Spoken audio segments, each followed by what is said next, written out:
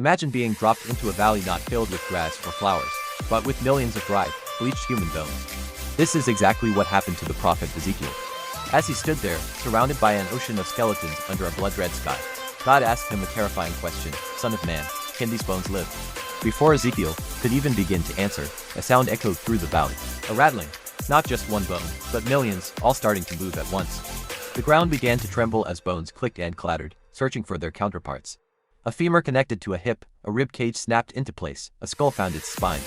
It was a symphony of reassembly, a skeletal puzzle solving itself on a massive scale. This wasn't a scene from a horror movie.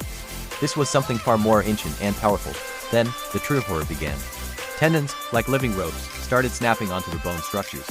Sinews wove themselves through the skeletons, pulling them taut. Flesh began to spread like a living shroud, and skin stretched over the newly formed bodies, covering every inch. In moments, the Valley of Bones had transformed into a valley of silent, motionless corpses. An entire army, perfectly formed, lay on the ground, but there was still no life in them, no breath in their lungs. They were complete, yet empty. God commanded Ezekiel again, "Prophesy to the breath. Prophesy, son of man, and say to it, this is what the sovereign Lord says. Come, breath, from the four winds and breathe into these slain, that they may live." And as Ezekiel spoke, a great wind swept through the valley. It wasn't just a breeze, it was the very breath of life. It entered the bodies, and one by one, their chests rose. Their eyes, once vacant, opened in perfect unison. The Bible says an exceedingly great army stood up on their feet. Millions of soldiers who had been dead for centuries were suddenly, impossibly, back. So, what does this incredible vision mean? For thousands of years, scholars have debated its significance. Many see it as a powerful metaphor for the spiritual restoration of Israel, a promise that even when the nation felt dead and scattered, God could bring it back to life. It's a message of hope, showing that no situation is too desolate for divine intervention. But others interpret it more literally, believing it to be a prophecy of a future resurrection event, a physical raising of the dead at the end of times.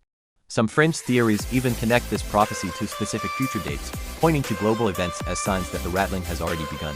They look at modern conflicts, political shifts, and even archaeological discoveries, wondering if we are living in the prelude to this biblical event.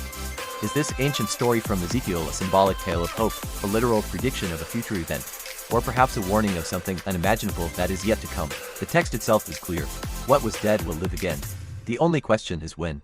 Thank you for watching this deep dive into one of the Bible's most astonishing stories.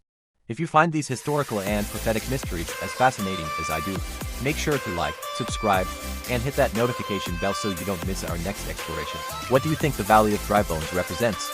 Let me know in the comments below. See you next time.